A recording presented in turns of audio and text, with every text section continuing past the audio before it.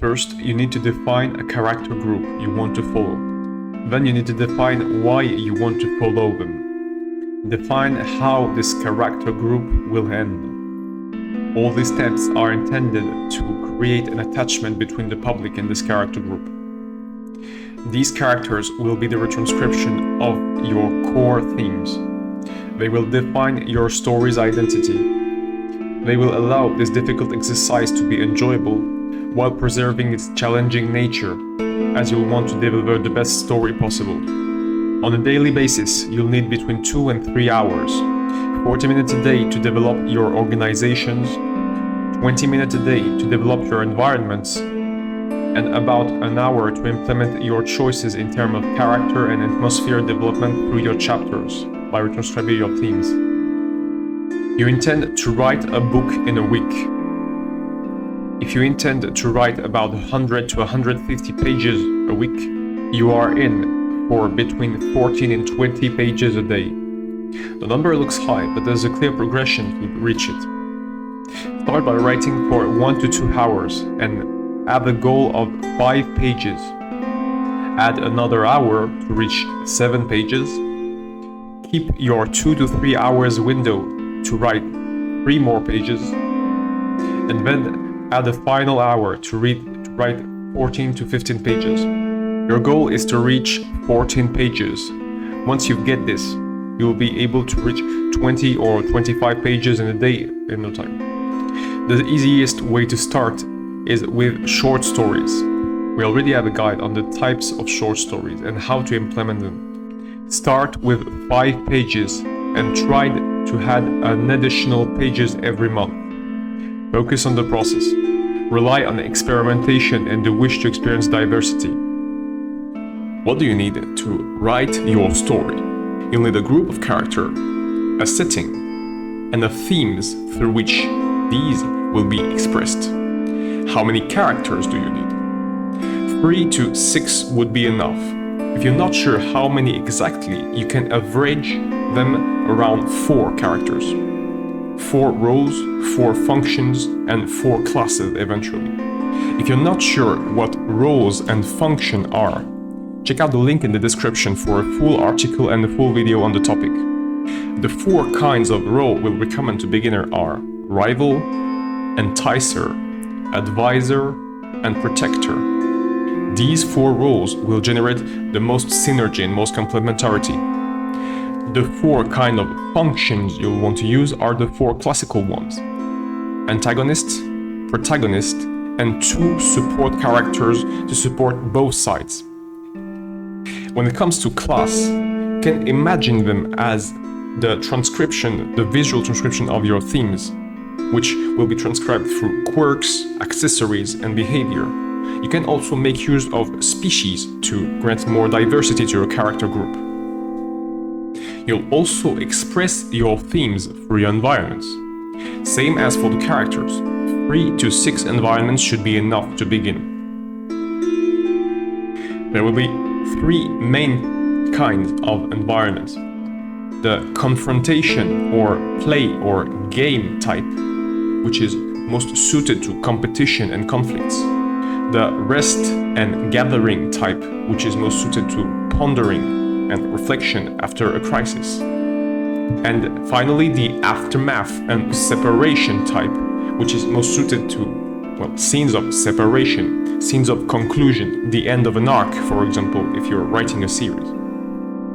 These environments will generally be a cafe or a restaurant, a house, an apartment, a basement, a main square, a city center, a town square, or an agora.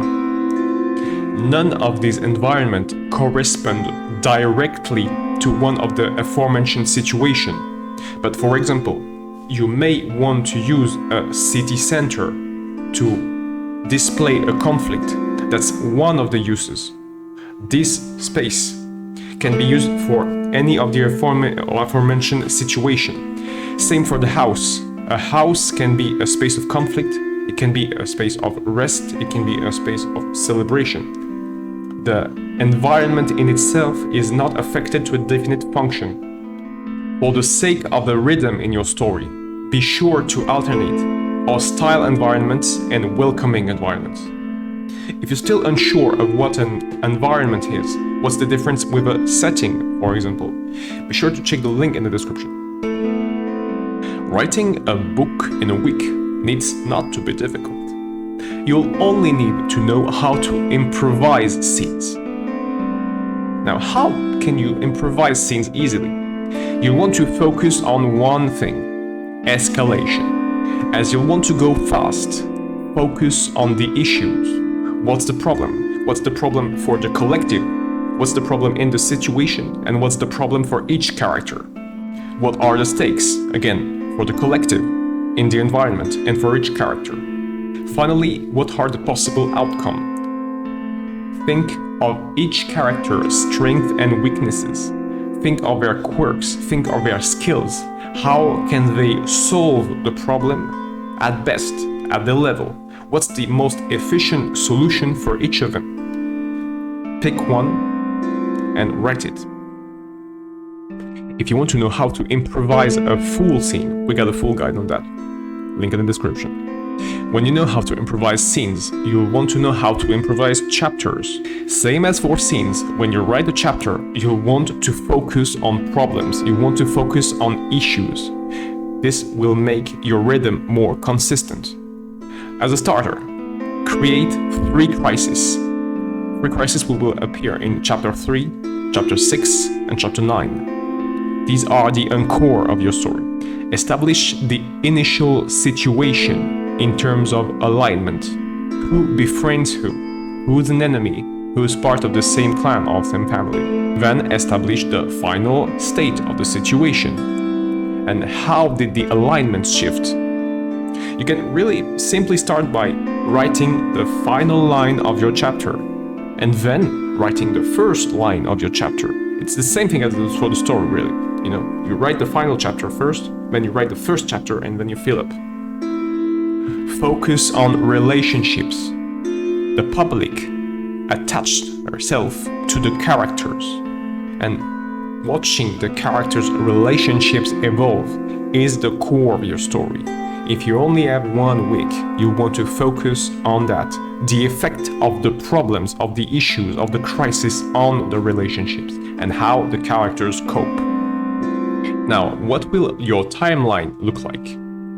On day 1, plan the whole book. It shouldn't take you more than a half an hour. If you want to know how to plan a whole story in 30 minutes, check another link in the description. Day 1 won't be solely focused on planning the book. You may want to start to draw your characters and your environment in order to envision them more easily. In the early stages, you will prefer simple designs. Then write chapter 1. Chapter 1 is generally shorter than the other chapters and will take you between 7 and 10 pages.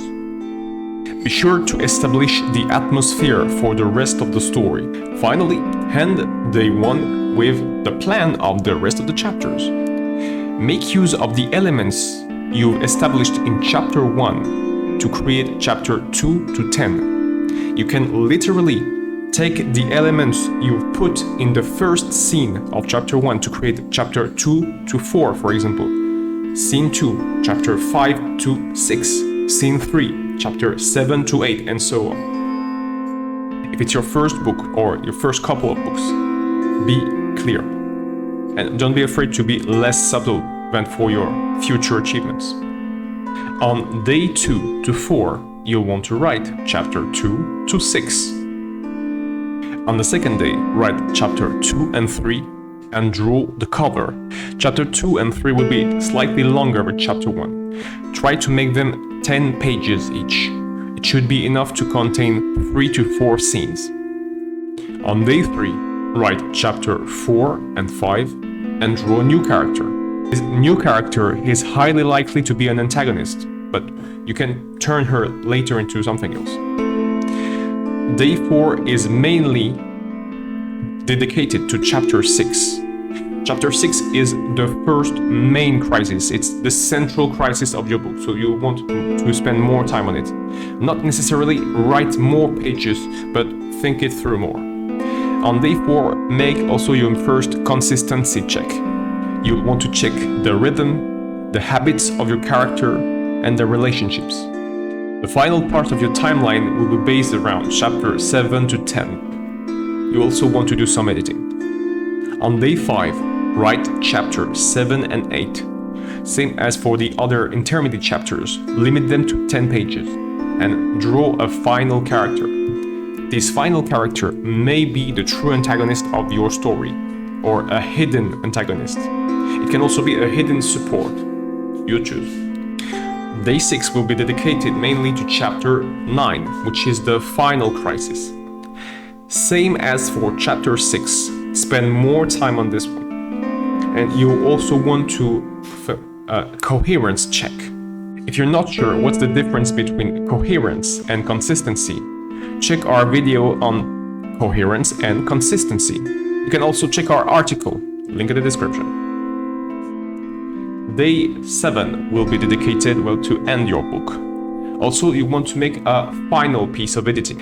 Since you have already checked the consistency and the coherence of your story, all that's left is to focus on orthograph, grammar, and semantic issues. Make sure you use the words you want to use.